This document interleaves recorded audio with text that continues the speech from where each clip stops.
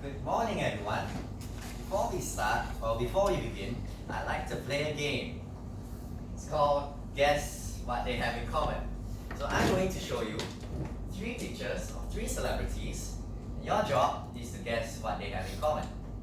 First up, we have Heoh, a rapper, singer, songwriter, and record producer. Familiar? Well, what about this person? Tequila. She's an American television and social media personality. Still not so familiar? Well, how about this guy? Ari, a professional basketball player. So this begs the question, what do they have in common?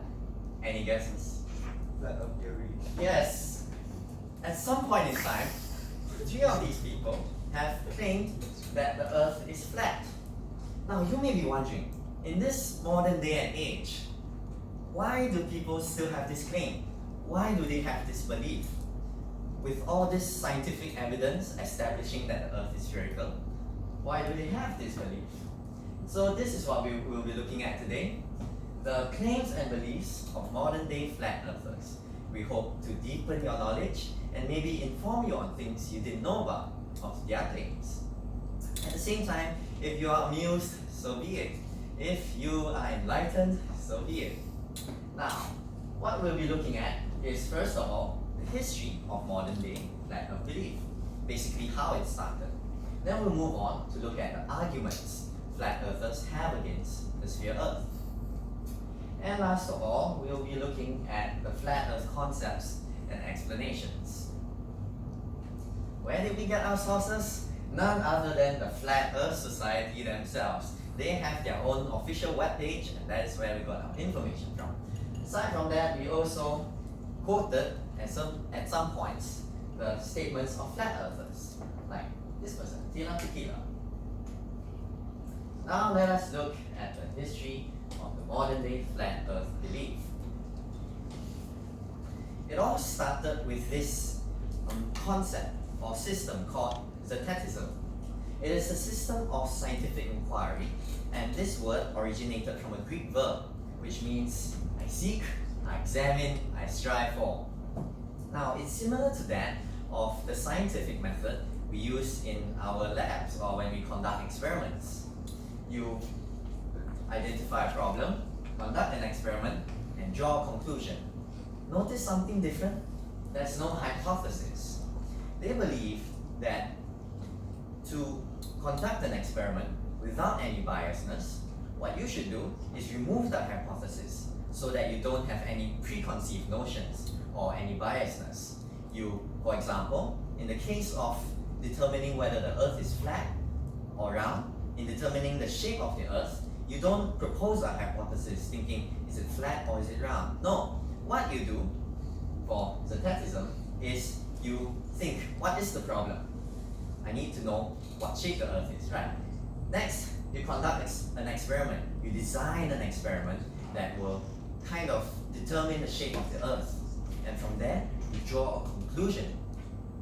Now, this, as I've mentioned before, they reason it to be more effective than the scientific method because you can remove the biasness and preconceived notions. So, they believe this to be good and better than the scientific method, which is pretty interesting. It's a bit dark. Well.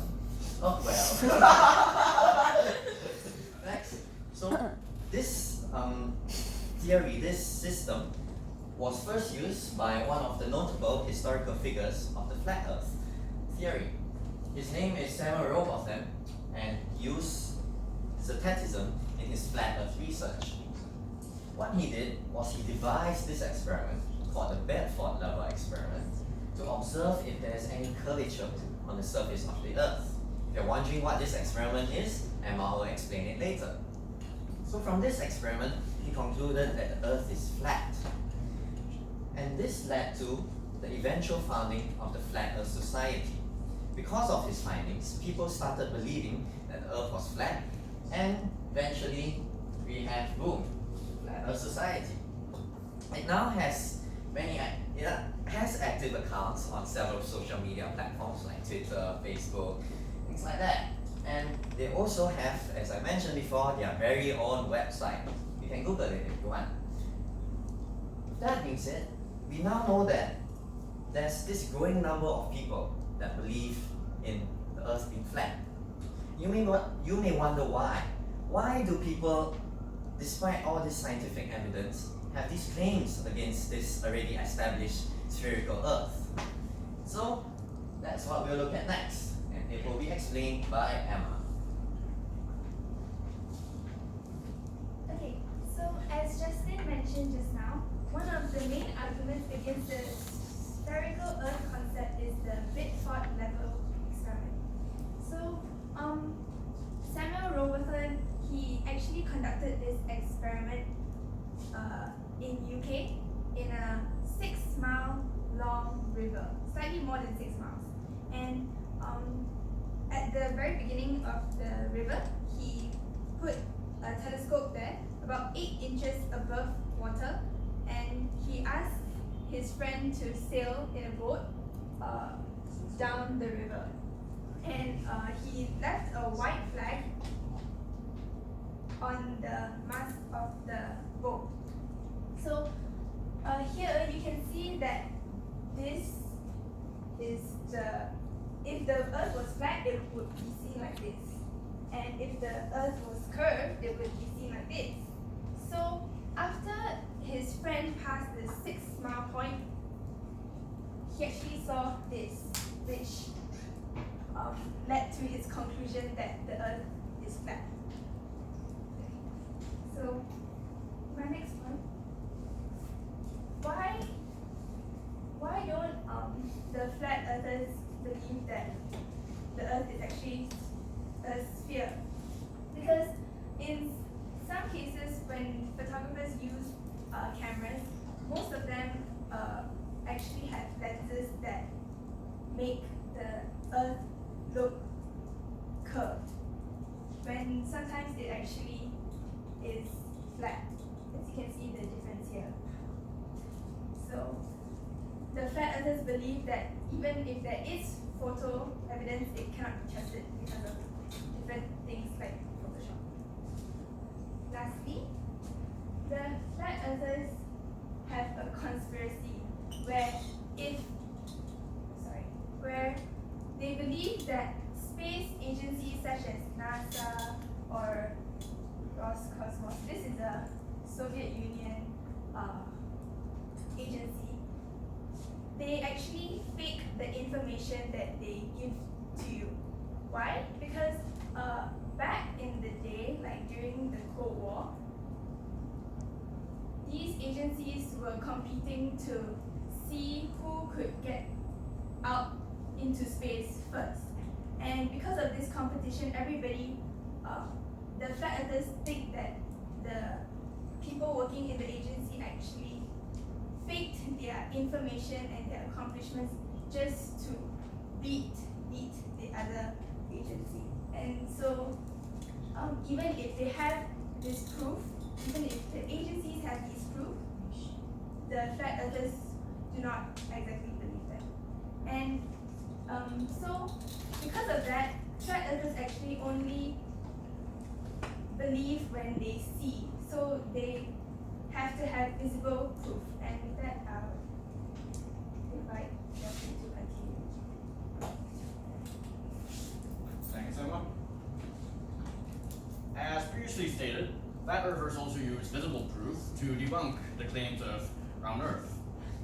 This stems off from the principle of statisticism, which Justin explained earlier.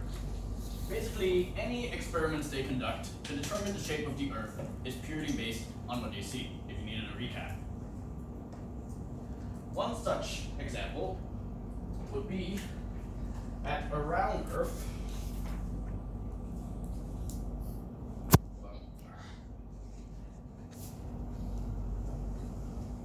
Would contain buildings that appear to be slanted, like in the Bedford level experiment, while a flat Earth would contain buildings that appear straight.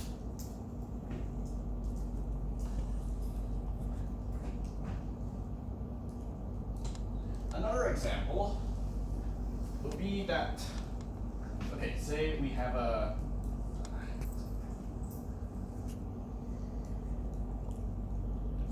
plane over here in a spinning Earth. The Earth spins at, sorry about that. The Earth spins at 1,600 kilos per hour. And while the plane tries to land on the spinning Earth, they assume that if the Earth is spinning, the buildings would be spinning too, and that the plane would crash into the Twin Towers. Of course, not to mimic 9/11 or anything.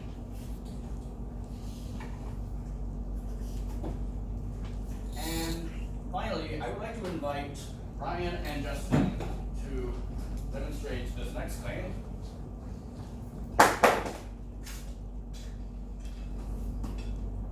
While Ryan spins the ball, like that of the Earth spinning, Justin will pour water on it to demonstrate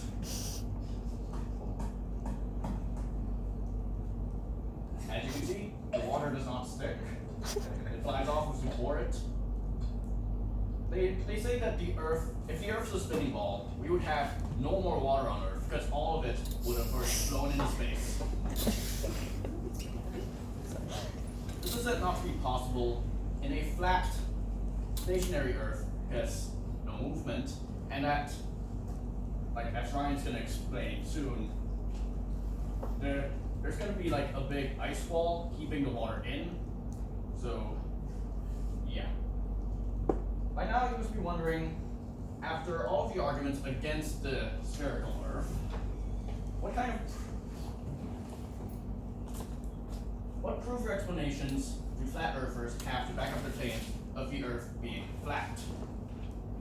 This brings us to what flat earthers believe in. Obviously, they believe that the Earth is a flat plane with an ice wall surrounding it, like how Trump wants America to be. And a glacier in the center. As you can see, this is the center, this is the ice wall. You could probably say that the supporters of Trump's wall believe in the wall around the Earth, because, you know, the celebrities are American. What lies beyond the edge is a topic that the Flat Earth Society is heavily interested in. To their knowledge, no one has made it past the ice wall and back to tell them how it's like outside. But they know it holds in our oceans and protects us from what they claim lies beyond. But we know the Arctic and Antarctic regions as the North and South Pole, right? How exactly does that translate into your theory? Wait a second. Isn't this the North and South? No. I'll just go with it.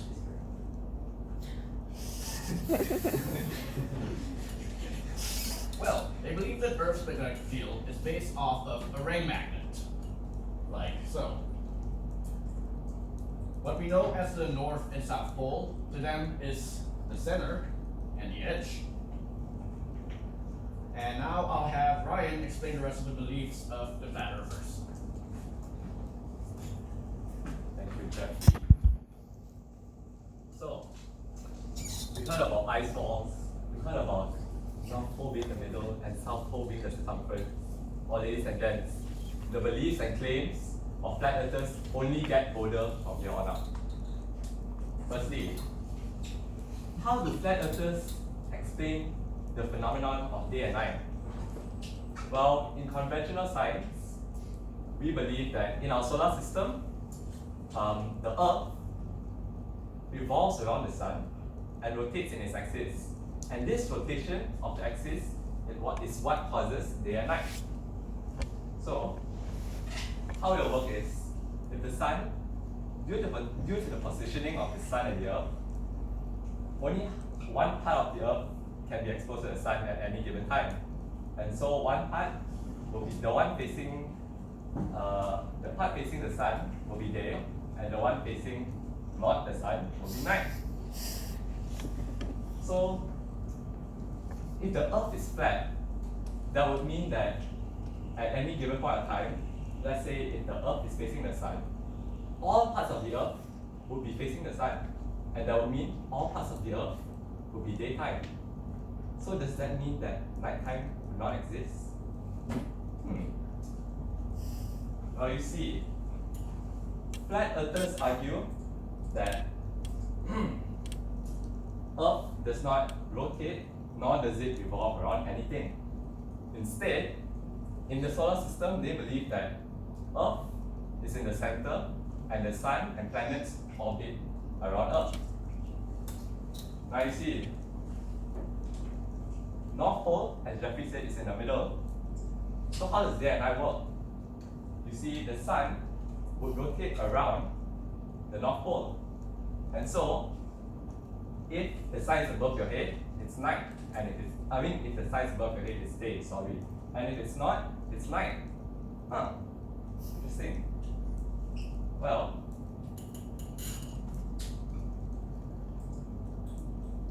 we'll move on to one of the last explanations they have. And last but not least, we'll talk about what they think about gravity. Now you see, do flat earthers believe in gravity? Short answer, not really. Why is that? You see, instead of gravity, what they believe in is something called universal acceleration. Now, before we get into universal acceleration, why do flat earthers not believe in gravity? Now you see, if they were to subscribe to conventional gravity that we all learn and know, it will mean that the gravitational pull would pull the Earth into a sphere. And you can see why that won't work. So, instead, they subscribe to this. They call it universal acceleration. How it works is that there's this dark energy in the universe that asserts that the Earth is accelerating upwards at a constant rate of 9.8 meters per second squared. So, the Earth is moving upwards. And what does that mean? It basically means that we are kept on the ground, on the surface of the Earth, not because of gravity, but because of Earth pushing us up. And this also, you can say, provides us weight, which gives a similar effect to what we know as gravity, but they do not choose to believe in that. Well, you may ask, how do you explain jumping up and falling back down if not for gravity? See, to defend that, flat earthers argue that since the Earth is pushing you upwards, you are moving at the same speed as the Earth. And when you jump, your upward velocity increases. And so, for a moment, you move faster than the Earth. You move greater than the Earth. But after a few moments, the Earth's increasing velocity due to its acceleration will eventually catch up on you. And so, you return back to the ground of the Earth. So that's basically the brief summary of explanations of flat earthers. So to summarize our points for this speech today, we touch on a brief history on modern day flat earth belief. How it all stemmed from Zetetism, which became the basis from which experiments were conducted and conclusions were drawn, leading people to believe that the earth is flat. Next, flat earthers' arguments against the spherical earth concept. We touch where the concept was seemingly debunked through the Bradford level experiment, the claim of manipulation of photos, and space agency conspiracies. Last but not least, we touch on the flat earth concept explanations ranging from ice walls, no gravity, and to day and night phenomenons.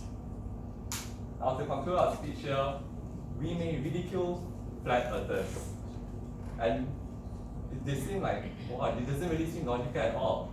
But as a group, we found out that they genuinely have the desire to seek the truth, even if it means going against authorities and beliefs that is already well known. And this going against mainstream beliefs is a very admirable trait. Though most of us may not agree on the flat earthers, as they may be illogicals and many flaws that come with them. But now at least you know why they believe in what they believe. And that we conclude our speech. Thank you.